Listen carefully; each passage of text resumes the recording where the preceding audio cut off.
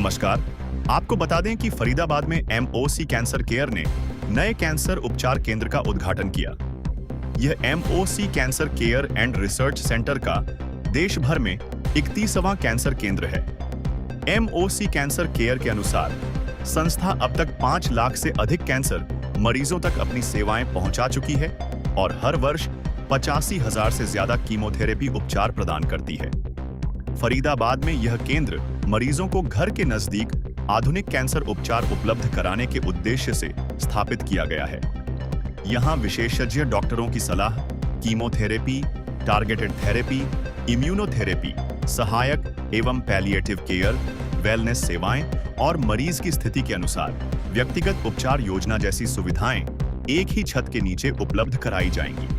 संस्था का कहना है कि फरीदाबाद केंद्र उत्तर भारत में उसके विस्तार की दिशा में एक अहम कदम है और भविष्य में भी ऐसे केंद्रों के माध्यम से गुणवत्तापूर्ण और सुलभ कैंसर उपचार पहुंचाने का प्रयास जारी रहेगा।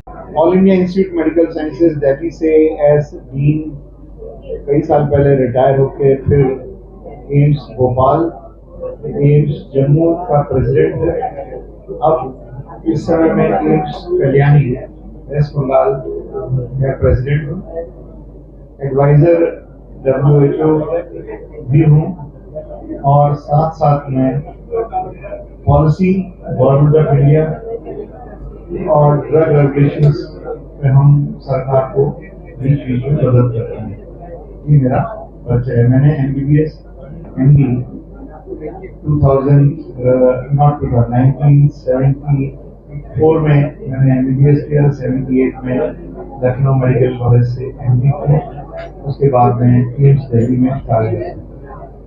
MOC एक डे केयर सेंटर है कैंसर पेशेंट के लिए, जो कॉम्प्रिहेंसिव इलाज एक छत पे पेशेंट को प्रोवाइड करता है। कैंसर की संख्या हिंदुस्तान में क्या दुनिया में बढ़ रही है। किसी भी अस्पताल में जाएं, चाहे एम्स दिल्ली, कल्याणी, भोपाल, जम्मू, कितने भी एम्स बन जाए, कैंसर के पेशेंट की लाइन बढ़ती जा रही है। इतनी रिसर्च होने के बावजूद भी दवाइयाँ आ रही हैं बहुत सारी, लेकिन इलाज बहुत महंगा है। आदमी को, कैंसर मरीज को एक जगह से, घर से इलाज करने जाने के लिए, फिर वापस आके फिर इंजेक्शन लगवाने के लिए इतना सफर करना पड़ता है, जिसको हम कई बार कहते हैं ट्रैवल फटीग। वो थक जाता है सफर करते करते। तो हम कहते हैं कि वो बीमारी से लड़ रहा है, इस सिस्टम से लड़ रहा है, और इसके लिए एक ऐसा इकोसिस्टम, एक वातावरण होना चाहिए कि कैंसर पेशेंट को अपनी बीमारी से लड़ने के लिए आर्थिक, सामाजिक और साथ में सोशल स्ट्रेंथ प्रोवाइड हो सके। अच्छा डॉक्टर, आपको ये बताइए, कैंसर आखिरकार होता क्यों है और किस वजह से होता है? क्या इसकी रोकथाम के कोई साधारण उपाय है जो लोग ये हम तो इसका जवाब दे सकते हैं, लेकिन हमसे बहुत अच्छा जवाब इसका डॉक्टर देंगे। मेरा नाम डॉक्टर आदित्य विदुषी है।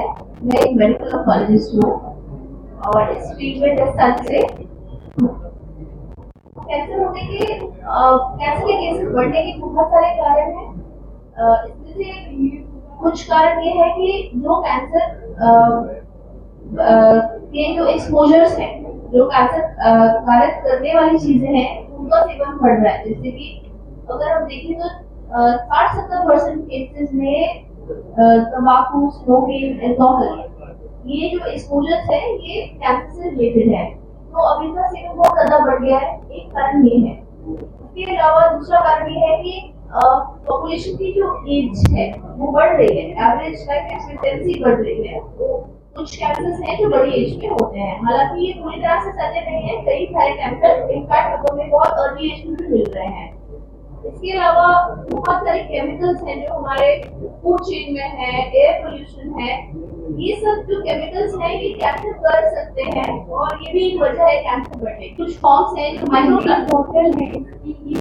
तो अगर मैं बोलूँ कि ये वर्ड यूज करें पानी पिए, it will be an over simplification. ऐसे नहीं है कि एक बॉडी पानी पीने से होगा, लेकिन plastic being there in the food chain, उसमें से प्लास्टिक लीच करते हैं, माइक्रोप्लास्टिक एक्सपोजर होता है, and in the long term it can cause. अच्छा, इसकी जो लागत बढ़ रही है जैसे इलाज की, तो इसके लागत क्यों बढ़ रही है इसमें? मतलब जो मरीज आता है वो कॉस्टली उसको क्यों पड़ रहा है इसका इलाज? तो कैंसर के इलाज की जर्नी अभी बहुत एडवांस हो चुकी है, इसमें बहुत सारे नए नए एडवांसेस आए हैं। वो एडवांसेस से हमें बहुत सहायता मिली है अपने मरीजों को हेल्प करने की, लेकिन कुछ चीजें ऐसी हैं जो अभी प्राइस कंट्रोल के अंदर है या बिल्कुल लेटेस्ट इनोवेशन है, जिसकी वजह से उनकी कॉस्ट ज्यादा है। हॉस्पिटल में कई बार बहुत सारे कॉस्ट कंस्ट्रेंट्स रहते हैं कि एमआरपी पे दवाई देनी है। हम कोशिश करेंगे कि हम अपने पेशेंट्स को बेस्ट इलाज दे सके और वो भी अफोर्डेबल कॉस्ट पे दे सके। कितना खर्चा आ जाएगा? अलग अलग बीमारियों का अलग अलग इलाज है, अपने अलग अलग कॉस्ट है, but we will try to provide the best quality of care, maintain the quality of care at a affordable. तो महिलाओं में होने वाले कैंसर डेफिनेटली आप बिल्कुल ठीक बोल रहे हैं, बहुत ज्यादा बढ़ रहे हैं, जैसे कॉमन कैंसर है, breast cancer, cervix cancer, uterus के कैंसर और सर्वाइकल कैंसर रहते हैं। और अभी इसके लिए बहुत सारी स्क्रीनिंग आ गई है, स्क्रीनिंग के थ्रू हम जल्दी डिटेक्ट कर सकते हैं। जहाँ तक कि कम्युनिटी से जुड़ने का है सवाल, वो हम कैंसर अवेयरनेस प्रोग्राम्स करते रहते हैं, वी कंडक्ट कैंसर कैंप्स, और बाकी जो इलाके में हॉस्पिटल्स है उनके साथ हम कोलैबोरेट करते हैं, उनके डॉक्टर्स से मिलते हैं, उनकी समस्या को समझते हैं और उनको सॉल्व करते हैं। डॉक्टर साहब, आप लोग बच्चे के साथ में बता दीजिए कि आपने ये जो कैंसर के हॉस्पिटल कहाँ खोले, आगे कहाँ खोलने प्लान है, और जो खोल चुके हैं उसका रिस्पॉन्स कैसा है? तो आंसर आपका उत्तर देने के लिए मैं बोलूँगा, अभी तक हमारा गुड़गांव सेंटर और लाजपत नगर सेंटर ऑलरेडी चालू है। फरीदाबाद हमने आज उद्घाटन किया है, फरीदाबाद सेंटर का, और आगे जैसे मैंने बताया Preet Vihar, Pusa Road, Dwarka, Noida, Mohali, Pitampura, Model Town, ये सेंटर्स हमारे इस साल में आ जाएंगे। रिस्पांस बहुत अच्छा है, हमने जो सोचा था उससे बेटर रिस्पांस। और आज की डेट में देखें तो कैंसर का इंसिडेंस एक साल में 16 से 17 लाख लोग डायग्नोस होते हैं कैंसर से। उसका अगर आप करें तो कुछ 4000 डेली लोग डायग्नोस होते हैं। इसमें महिलाएं की संख्या थोड़ा ज्यादा है, जिसमें ब्रेस्ट कैंसर, सर्वाइकल कैंसर, पहले सर्वाइकल कैंसर बढ़ रहा था, बट वो HPV वैक्सीन से अब उसका ट्रेंड थोड़ा डाउन है। वही उसमें प्रोस्टेट, GI, क्रोनोस कैंसर काफी प्रभावित है। और एक सवाल आपने ये भी पूछा कॉस्ट का, तो हम सब जानते हैं कि अगर कोई 500 बेड का हॉस्पिटल डालेंगे तो उसकी लागत करोड़ों में आता है। तो इन टर्म्स ऑफ कॉस्ट भी उन्हें उतनी अकॉर्डिंगली देनी पड़ती है हर पेशेंट से, बिकॉज उनकी इन्वेस्टमेंट उतनी है। हमारी इतनी इन्वेस्टमेंट एक सेंटर बनाने में, बिकॉज आज की डेट में हम देख रहे हैं, जैसे अगर आप 10 साल 15 साल पहले जाएंगे, इवन बर्थिंग सेंटर जहाँ पे महिलाएं डिलीवरी करती थी वो हॉस्पिटल में सीमित थी।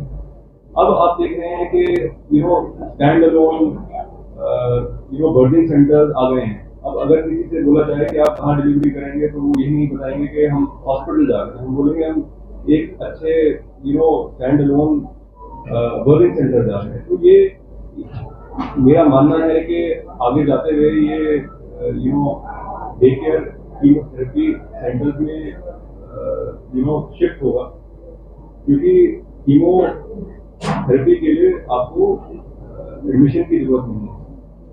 तो हमारा एक विंग है फाउंडेशन का भी, जैसे डॉक्टर जोशी ने बोला,